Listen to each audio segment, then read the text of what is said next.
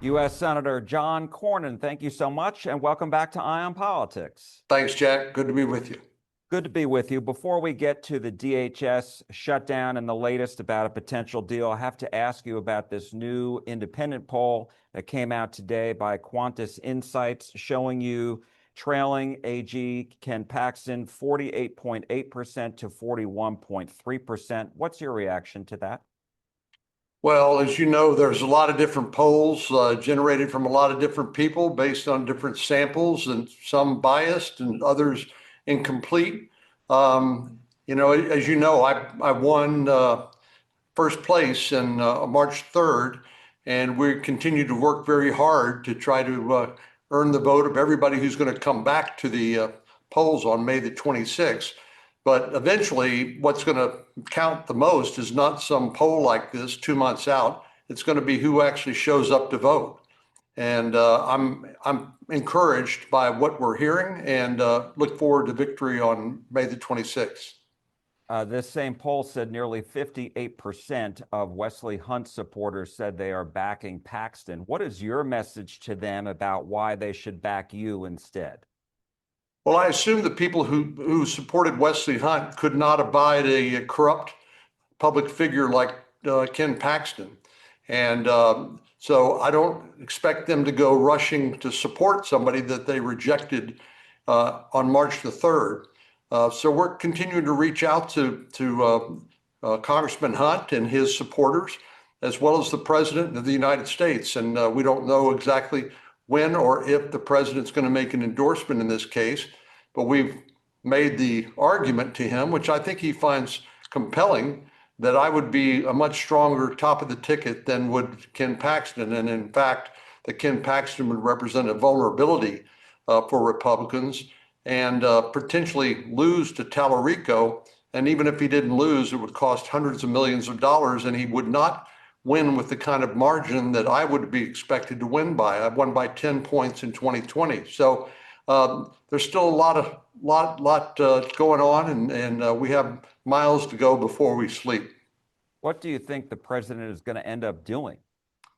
You know, Jack, only one man knows the answer to that, and it's not me. And you said you made your case to him about the electability issue. And so I was going to ask you about that. How important is the issue of electability in the fall against Democrat James Tallarico in your runoff? Well, I think it's virtually everything. This race is a lot more important than just about me.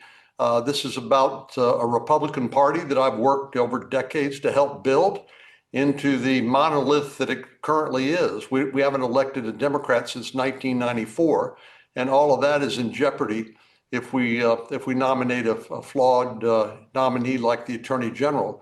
And of course, down ballot, the president is very concerned about maintaining the majority in the House of Representatives. We have 5 new congressional seats that were drawn in redistricting. I think I can help a lot with down ballot by winning by a substantial margin.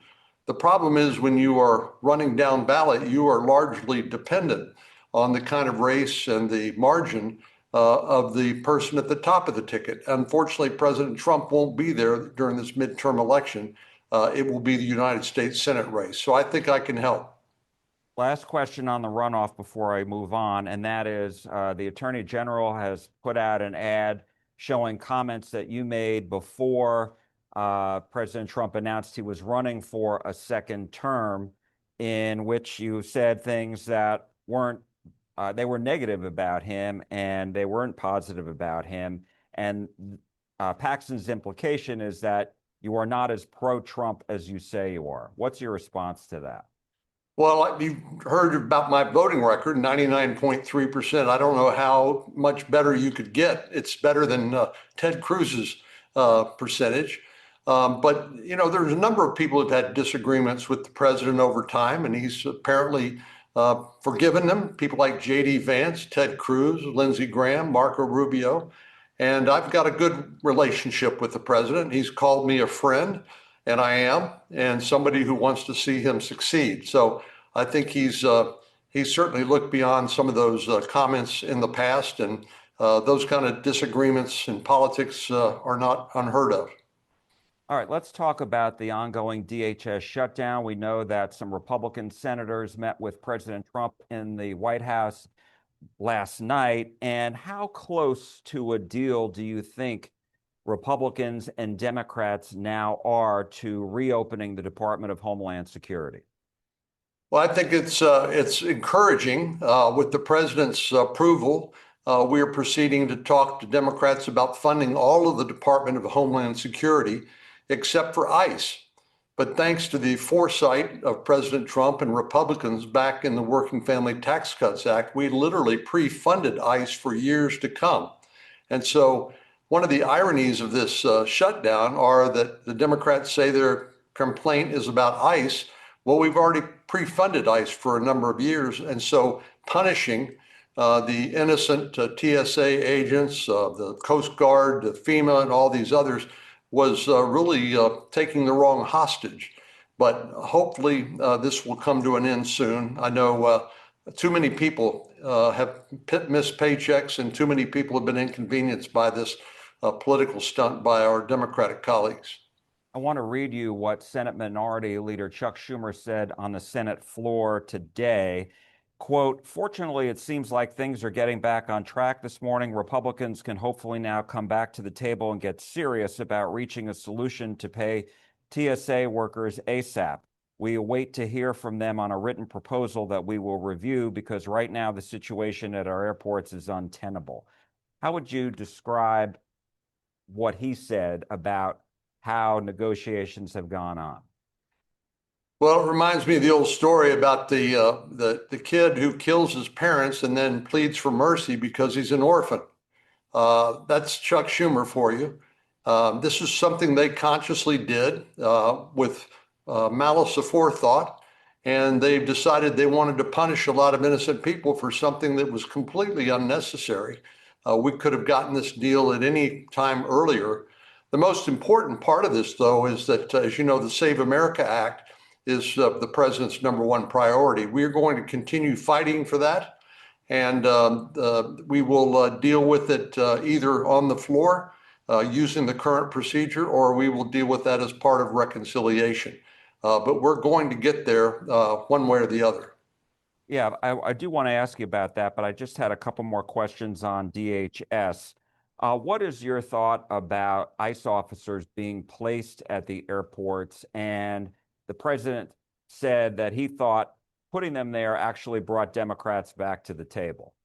It may have. We know that Democrats have said some outrageous and shameful things about ICE officers. These are professional law enforcement officers and who are enforcing laws that Congress has passed. And to disrespect them is just, to me, unacceptable. But this is the same party that called for defunding the police, abolishing ICE, and essentially they don't believe in enforcing our immigration laws. That's why they have such objections to ICE. Tom Homan, thank goodness, has come in and taken over. He's the ultimate pro, having served under Republican and Democratic administrations. So I think we're in a much better place when it comes to immigration enforcement. And then, of course, we have a new DHS secretary in Mark Wayne Mullen, who has a very close working relationship with President Trump. So I think we're in a much better place, but we're not going to give up on enforcing the immigration laws, which ultimately is what Democrats want. But after the killings of Alex Preddy and Renee Good, do Democrats have some legitimate concerns about how ICE was being operated? Well, unfortunately, those were two individuals who interfered with an ongoing law enforcement operation, but they were tragedies nonetheless. And certainly the best way to avoid incidents like that is for states and for cities to cooperate with immigration and customs enforcement, because most of these transfers can occur peacefully in county jails and elsewhere. But many of these sanctuary jurisdictions don't cooperate at all. They incentivize and encourage civilians to interfere in ongoing law enforcement operations, and unfortunately, tragedies like this occur. Hopefully, these will be avoided in the future, given the new management and hopefully the new procedures that Tom Homan is putting in place. I wanted to ask you about the bill that passed, your bill that passed unanimously last week, in which no member of Congress would be able to get a escort around the TSA security checkpoints at airports, at least not by using federal resources. Right. Why was that important to you? Do you want it to still pass the House? And would it enable, let's say, DFW airport police to give you that escort instead? Well, there's two main reasons why I thought that was important. Number one, I thought it was very unseemly and entirely inappropriate for members of Congress to bypass these long security lines when the rest of the public, because of the shutdown, had to endure those. To me, that's just fundamentally unfair. But secondly, I hope that it might provide some incentive for Democrats who would not want to wait in those lines to come to some deal more quickly than they would otherwise. So I think security concerns are legitimate, and they need to be paid attention to, particularly given some of the natures of the threats made on public officials. But I thought for those two reasons, this was important at this time. What about a bill to pay TSA and other employees who are deemed essential during a shutdown? In other words, they got to work, they need to get a paycheck. Why not pass a bill like that?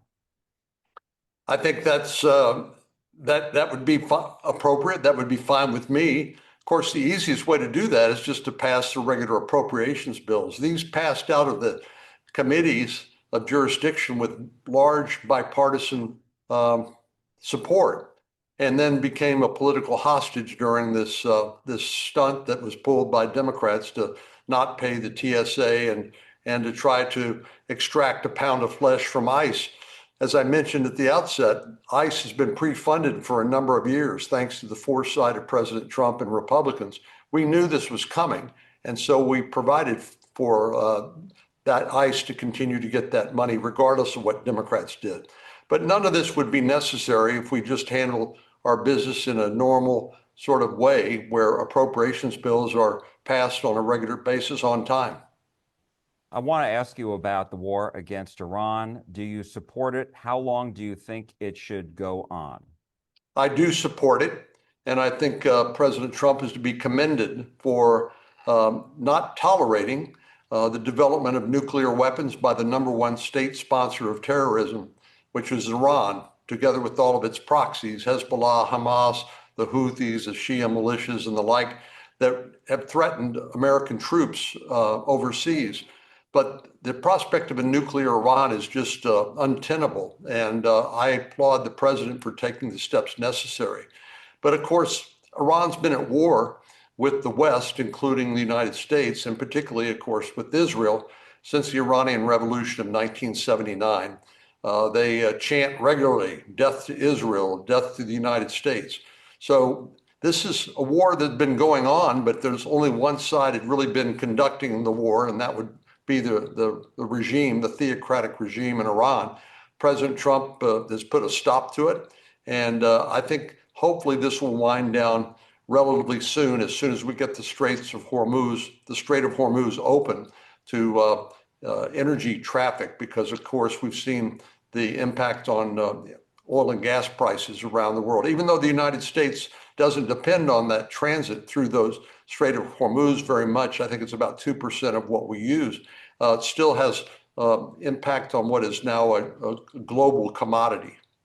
Do you support the Pentagon's request for an additional $200 billion for the war? I do. I think we need to replenish the interceptors and the counter drone technology and other weapons that have been expended in this conflict. We have a problem anyway, Jack, with the fact that our defense industrial base is not producing what we need in order to replenish our stocks against a potential conflict in somewhere, let's say, like at the Indo-Pacific. So this is something we need to pay attention to, but particularly this has made it more urgent. Senator John Cornyn, thank you so much as always. We appreciate your time. You bet, Jack. Thanks.